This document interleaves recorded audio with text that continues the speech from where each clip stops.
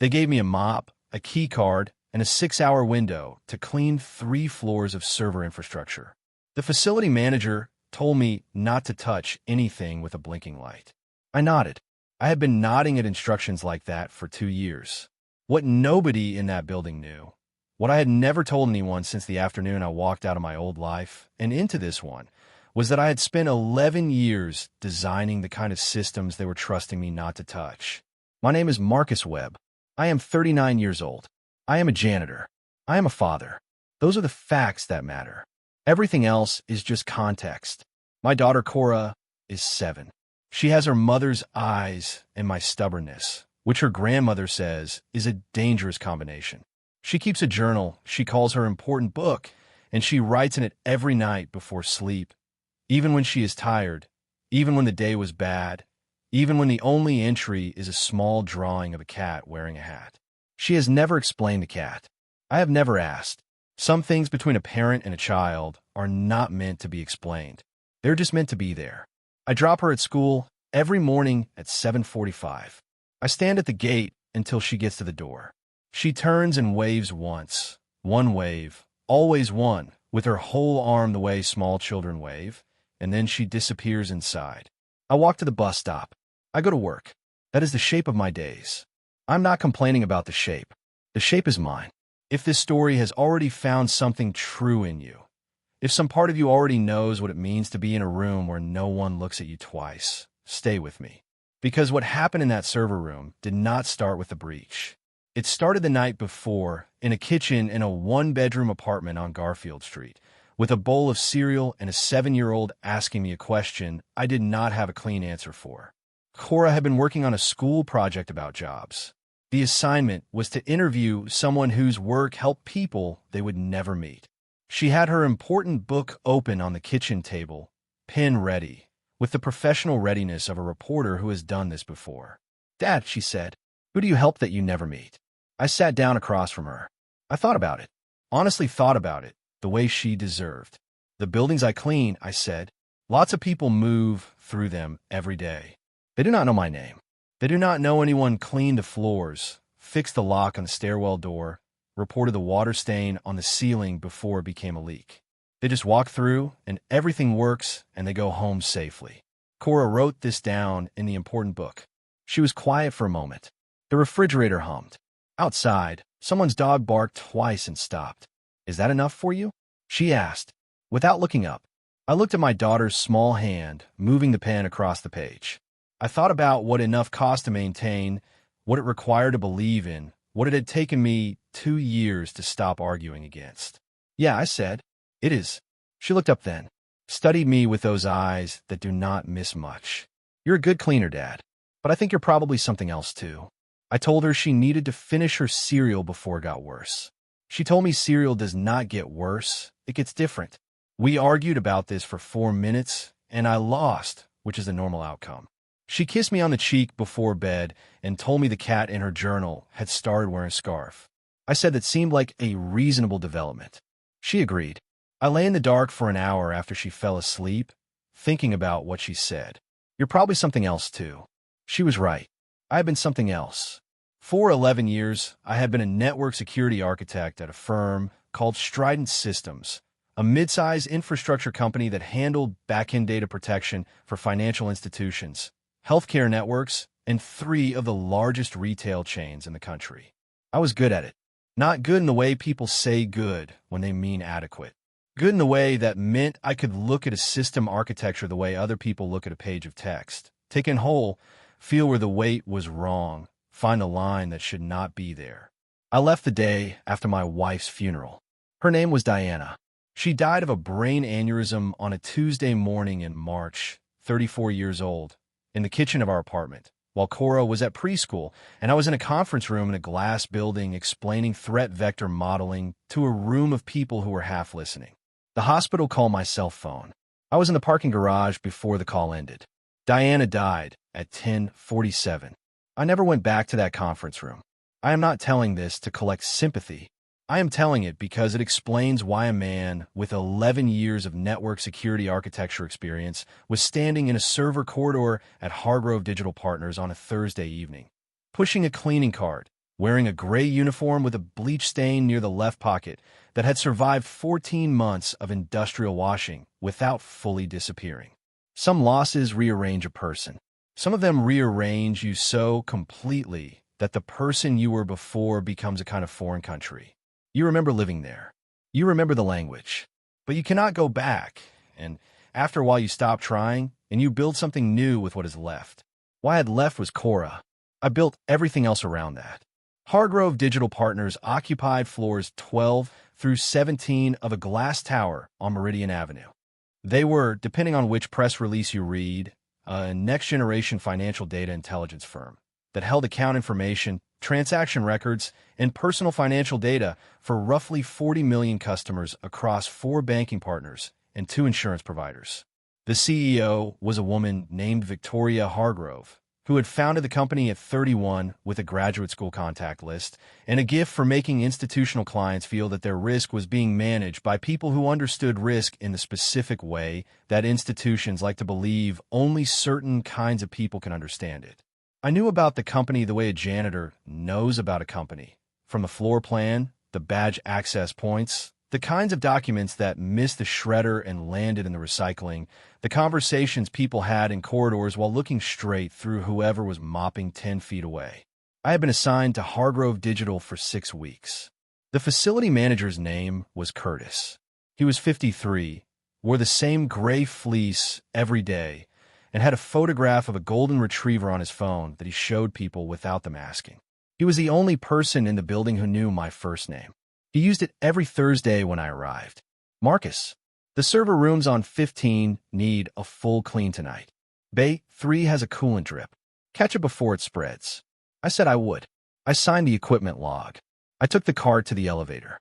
Bay 3 on 15 was the secondary processing corridor, a long, narrow room with raised flooring, banks of rack-mounted servers along both walls, and the particular cold that server rooms maintain year-round, the cold that has nothing to do with the season and everything to do with the fact that the machines are always running and the air has to be kept moving to manage what they generate. The lights were the bluish-white of rooms built for equipment, not people. I had been in dozens of rooms like this over my career. I had designed the security protocols for 4 of them. The coolant drip was at the far end, 3rd rack from the wall. A slow seep from a coupling joint in the overhead pipe.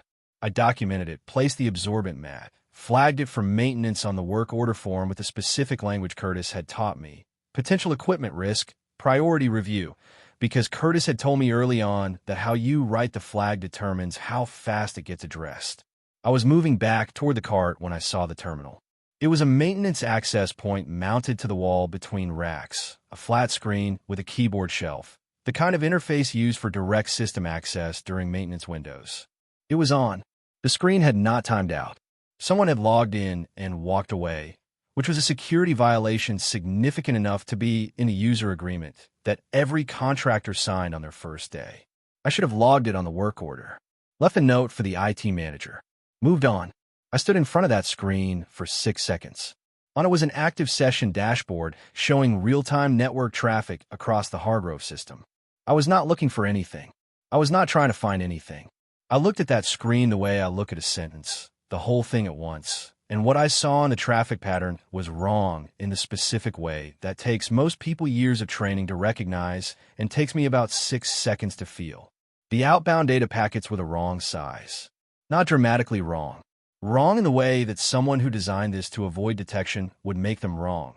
Slightly irregular, shaped to look like routine encrypted backup traffic, timed to run during the window when system load was highest and automated monitoring was most likely to treat anomalies as noise. Someone was pulling data out of the system, slowly, carefully, in a way built to survive any standard audit. I looked at the cart. I looked at the screen. I thought about Cora at the kitchen table, writing in her important book with her reporter's pen. I sat down at the terminal. I want to be clear about what that meant. It meant I was accessing a secured system without authorization. It meant that whatever happened next, I had crossed a line that my employment agreement had drawn in specific language on page 4. It meant that if I was wrong, if this was noise, if my read was off, if 11 years of expertise had rusted in 2 years of disuse, I was going to lose the job I needed and the stability I had built for my daughter out of the pieces of a life that used to be something else. I sat down. I traced the packet stream back through 3 layers of routing. The obfuscation was good. It was not good enough.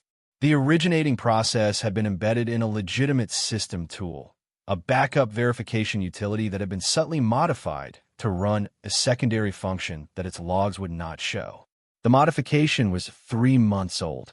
It had been running quietly since October. In 11 minutes, I mapped the full architecture of what I was looking at. It was not a small breach. Whoever had done this had access to everything. Account numbers, transaction histories, social security numbers, home addresses, income records. 40 million people whose financial lives were sitting in this system, being slowly, methodically pulled towards somewhere I had not yet found. I stopped. I stared at the screen. I thought about all the people in those 40 million. People who had no idea. People who woke up tomorrow, dropped their kids at school, went to work, came home. People whose entire financial stability could be destroyed months from now when whatever was being assembled from this data was used against them.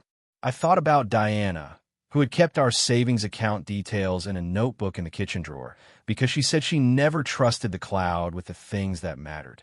I thought about Cora, asleep in our apartment on Garfield Street, a cat in a scarf in her important book, waiting for morning. I copied the network trace onto a personal storage drive I carried for work documentation, another policy violation, one I made in full awareness, and I walked to the elevator, went down to the lobby, and asked the night desk security guard for the name of the IT manager on call. The guard, a young man named Theo who I had spoken to a handful of times in 6 weeks, looked at my uniform, looked at the cart, looked back at my face. The IT manager on call is Dr. Victoria Hargrove herself tonight, he said carefully. There was a systems review. She's on 17. I pressed the elevator button for 17. What happened in the next 45 minutes, what Victoria Hargrove said when a janitor walked into her systems review meeting, and what she said after she finally looked at what he had brought with him, is where this story actually begins. The elevator opened onto a floor that looked nothing like the ones below it. No cubicles, no open workspace. Just a long corridor with glass-walled conference rooms on one side and a row of private offices on the other. And at the far end, through a set of double glass doors that were propped open, a meeting in progress. 8 people around a table. Laptops open. A presentation on the wall screen showing network performance graphs. And at the head of the table, standing, one hand on the back of her chair, speaking to the room with the particular efficiency of someone who has never once in her professional life needed to repeat herself, Victoria Hargrove. She was 44, dark hair pulled back without ceremony, a charcoal blazer over a white shirt, the sleeves rolled to the forearm, no jewelry except a watch. The kind of woman who had decided somewhere early in her career that every minute spent on performance was a minute taken from the actual work, and who had built a company on that principle with enough success that no one around her argued with it anymore. I stood in the doorway with my cart. One of the men at the table saw me first. He was mid-30s, the kind of good-looking that had always been useful to him, a lanyard with 3 access badges around his neck. His expression moved through surprise into something flatter and more deliberate. The look people get when something has appeared in a room where it does not belong, and the appropriate response is to make that clear. The cleaning crew has the wrong floor, he said, loud enough that the whole room heard it. Victoria Hargrove did not look up from the document in her hand. She said, without particular emphasis, Curtis handles scheduling. Tell him in the morning. I'm not here to clean, I said. That got her attention. She looked up. She took me in the same way the man with the lanyard had. The uniform, the cart, the bleach stain, but what she did with what she saw was different. She did not dismiss it immediately. She held it for a moment, the way someone holds a variable they have not yet assigned a value to. And she said, what floor are you assigned to? 15. Bay 3. I found something you need to see. The man with the lanyard said, we are in the middle of a systems review. Whatever maintenance issue you have, document it and submit through the facility portal. There's a process. I know there's a process, I said. What I found is not a maintenance issue. Victoria set the document on the table. She looked at me with the calm, measuring steadiness of someone who has spent 20 years making fast decisions about whether a thing is worth her time. She said, "What did you find?" I put the storage drive on the table. The man with the lanyard reached for it first. I put my hand on it before he did. Not aggressively, just stopped it from moving. "I would rather walk you through it directly," I said. "It is going to require some explanation." That was when the contempt arrived properly. Not just from the man with the lanyard, from most of the room. The particular discomfort of people who have been in meetings long enough that they have forgotten what it means to have something interrupt them that they did not schedule. Victoria Hargrove said it. She was the only one in the room who asked a second question instead of making a third statement. "Walk me through what?" I told her. Not everything. Not in a way I would have told it to a technical team. Not with the full architecture laid out. I told her the shape of it. An embedded secondary process running inside your backup verification utility. 3 months old. Outbound traffic shaped to look like routine encrypted backup. The obfuscation is good enough to survive automated monitoring and standard audit cycles. It has not survived 11 years of looking at systems like this one. The room was quiet. Victoria did not look at the drive. She looked at me. "How long were you in that system?" She asked. 11 minutes, I said. I did not change anything. I did not delete anything. I pulled a network trace and I came here. "You accessed a secure terminal without authorization." "Yes." She let that sit for a moment.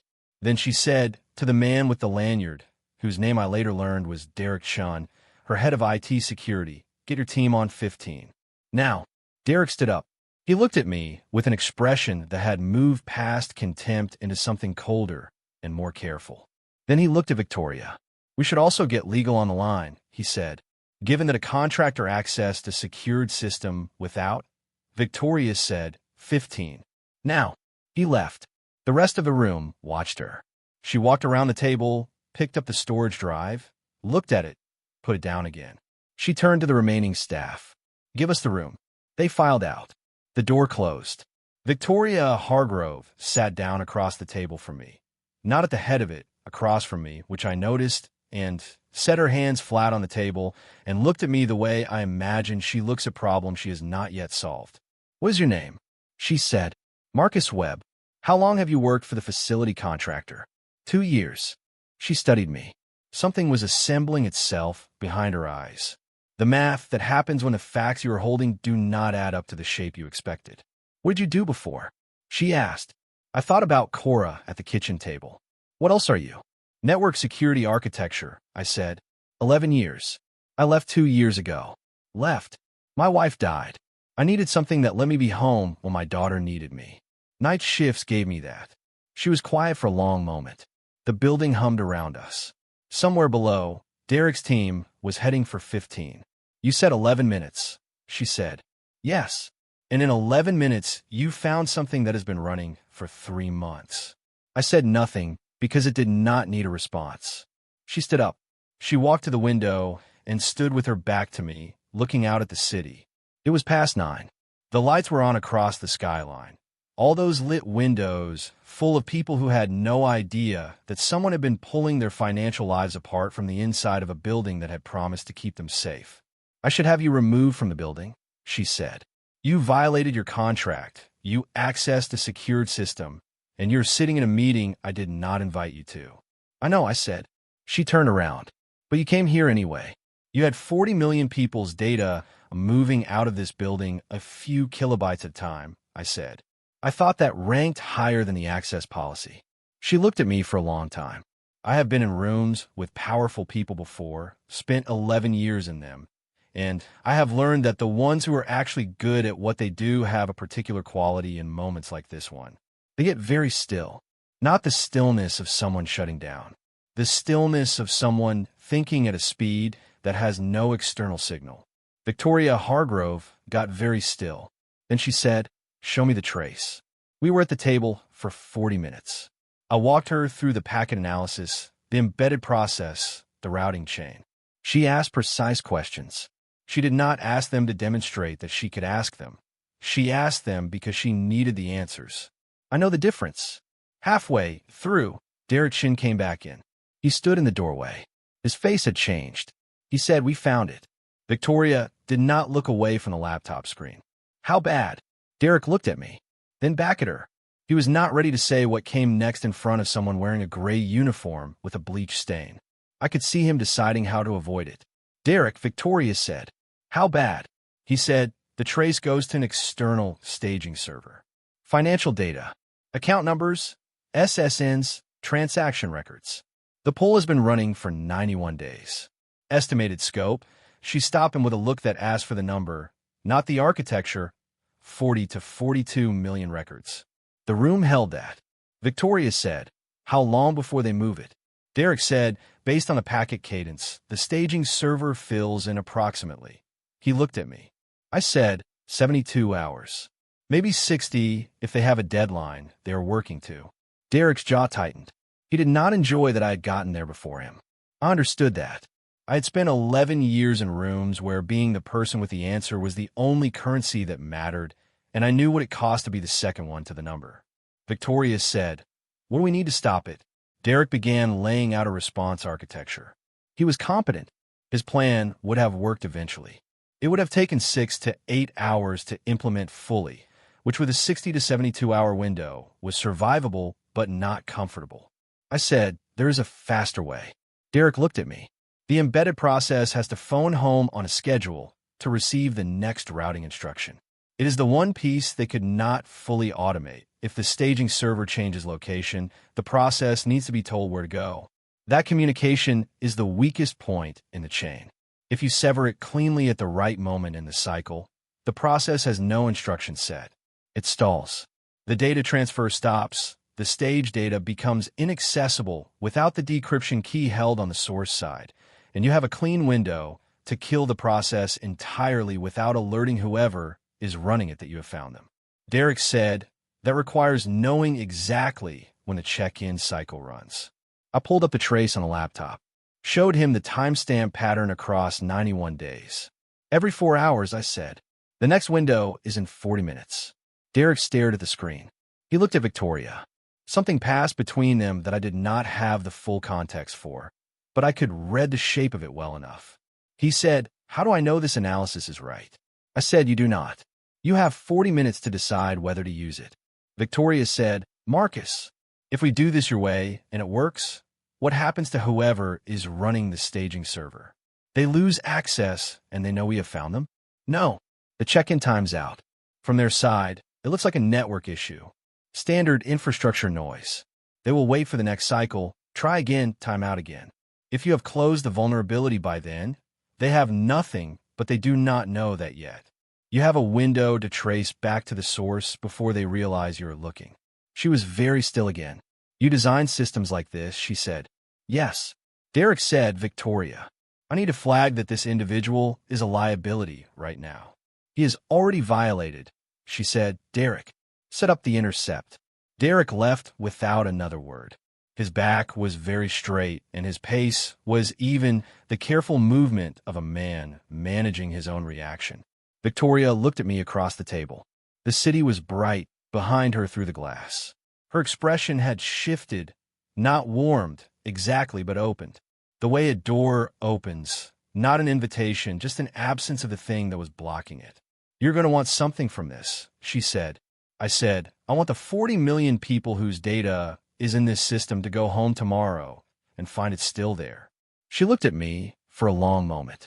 Then she said, quietly, as though she had just worked something out that she had not expected to work out. What did you say your name was? Marcus Webb, I said. She picked up her phone. She pulled up something on the screen, looked at it, set the phone down face up between us. On the screen was my name, my photograph, and my professional biography from the Strident Systems website, the page they had never taken down. Marcus Webb, Senior Network Security Architect. 11 years. 3 industry citations. Designed the threat containment protocol now used as a benchmark standard by 4 federal financial regulators. She had looked me up while we were talking. I had not noticed her do it. She said, you have been cleaning floors in my building for 6 weeks. Yes, I said. She looked at the screen, then at me, then at the bleach stain on my pocket that 14 months of washing had not moved. I owe you an apology, she said, before whatever happens next. I owe you one. I told her she had not done anything to me specifically, which was true. She said no, but I looked at you the way everyone in that room looked at you, and I should not have. The Intercept ran in 38 minutes. Derek Chen's team executed it cleanly. The check-in timed out. The data transfer stalled. They were in the source trace before the next cycle window. By midnight, they had an IP chain pointing to a competitor firm 4 states away, a name that would be in federal court within a month. By 2 in the morning, all 4 banking partners had been notified and their own security teams were running parallel containment. By 3, the patch was in place. The embedded process was dead. 40 million people went to sleep that night with no idea what had almost happened to them. 40 million people woke up the next morning and their accounts were intact. I got home at 3:45. I stood in the doorway of Cora's room for a moment.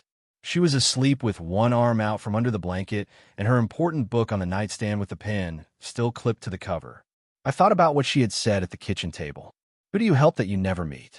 I went to bed.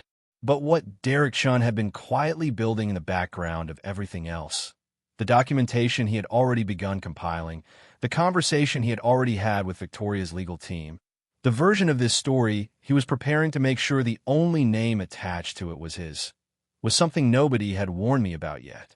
And by morning, it was already in motion. The termination letter arrived at 6:43 in the morning. Curtis forwarded it with one line underneath. Marcus, I'm sorry. This came from above my level. The letter was clean and legal. It cited the storage drive. It cited unauthorized terminal access. It cited presence on a restricted floor outside my assigned area. Derek Chen's name was nowhere on it. Victoria Hargrove's either. It came from the facility contractor's HR system, 3 steps removed from whoever had made the call. I read it twice. I set my phone on the counter. I made Cora's lunch. She came out of her room with the important book under her arm and looked at my face the way she always looked at it, reading the weather before I said a word. Is something wrong? She said. I put her lunch in her bag. Nothing that can't be handled. She watched me another moment. Then she said, the cat got a friend today. A small dog. How are they getting along? She considered this seriously, still figuring it out. But I think it'll be fine. I took her to school, stood at the gate. She turned at the door and waved once, the whole arm wave, and went inside. I walked to the bus stop and let myself feel the full weight of it. The job was gone. The rhythm I had built around Cora's mornings and evenings had a crack in it. I had known this was possible when I sat down at that terminal. I had done it anyway. I was not angry about the letter. I was tired in the way you get when you have done the right thing and the cost is real and you have to hold both facts without letting one cancel the other. My phone rang at 9:15. Victoria Hargrove. She said, I just saw the termination notice. I did not authorize it. I said, I know. She was quiet for a moment. Then Derek submitted the access violation documentation to the contractor at 5 this morning, before I was in the building. The language he used was not wrong on its face. What you did was a violation. He just left out the other half of what happened. He left out the 40 million accounts. Yes, she said. I want to meet with you. Today. The office she brought me to was not the conference room on 17. Smaller. 2 chairs, a low table, a window looking out over a courtyard with 3 young trees, not yet tall enough to give shade. No desk between us. No audience. She was already there when I arrived. She stood when I came in. We sat. She had a folder on the table she did not open right away. She said, I owe you more than an apology. But I want to start there.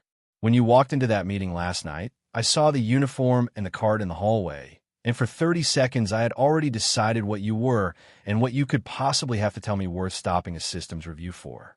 She paused. I build companies on the idea that I see clearly. Last night, I almost missed the most significant security event in this company's history because I looked at what you were wearing instead of what you were saying. I said, you did ask the second question. She said, I almost didn't. She opened the folder. 1 page. Her own handwriting, not a legal document. She slid across. Chief Security Advisor, reporting directly to her. Full authority over the security architecture review her banking partners were now requiring. A salary nearly 4 times what I had made at Strident Systems in my last year there. I looked at the page. I thought about Cora at the kitchen table. The cat. the small dog still figuring things out. I said, "There is something I need to tell you first." She waited. "The breach did not come from outside," I said. She went very still. "The routing chain Derek's team traced, the external IP, the competitor firm, that is real. Someone there is involved. But the embedded process required internal access to plant. Someone inside this building modified that backup utility 3 months ago. Someone with system-level credentials who knew your monitoring architecture well enough to shape the outbound traffic so it read as noise." She said, very quietly, "How long have you known this?" "Since about 2 in the morning. I was not certain then. I'm certain now." She said, "Derek submitted that documentation at 5. "Yes." She picked up her phone, said 4 words, "Hold everything, send nothing," and ended the call. Then she sat with her hands in her lap and looked at the 3 young trees in the courtyard. "He has been with me for 6 years, she said. "I know," I said. "I'm sorry." She looked at me. Her face was composed the way faces are composed, when the composure is the only thing holding the shape of everything underneath. "Why are you sorry? He tried to have you fired this morning." "Because 6 years is a long time to trust someone," I said. "Losing that costs something real, even when the person earned it." She was quiet for a long time. Then she said, "Will you take the position?" I said, "I need to ask you something first." She nodded. "The people who clean your building," I said. "Overnight staff, maintenance contractors, people pushing carts through server corridors at 9 in the evening. They move through every part of this facility. They notice things, not because they're trained to, but because being invisible in a space means you see it without anyone performing for you. I want a direct reporting line. Any staff member, any level, a way to flag what they see that goes somewhere real and cannot be buried by someone with the right credentials and a 5 email." She said, "You want a system that protects the people who see things from the people who would rather they didn't." "Yes, I should have built that already," she said. I said yes. She almost smiled. The kind of almost that means something true is behind it. "Build it with me," she said. The investigation ran 3 weeks. The federal piece was already moving. The external firm, the staging server, a chain of transactions that would take 18 months to litigate. The internal piece was quieter and faster. Derek Shin resigned on the 2nd day, before the forensic audit reached the conclusion everyone already understood was coming. He cleared his desk and left without a statement. Victoria held a company-wide meeting. She said what had happened in plain language, without softening the edges. A breach found and contained. The threat came from inside. 40 million customers were protected. She was grateful to the person who found it. She said my name. I was at the back of the room in the same gray uniform because I had not yet had reason to change anything. Several people turned to look, and when they found me standing there, the room did the thing rooms do when a fact reorganizes everything you thought you knew about who was in it with you. No applause. It was not that kind of moment. Just quiet, the silence that follows a long sentence everyone needed to hear. Cora was at school when I got home.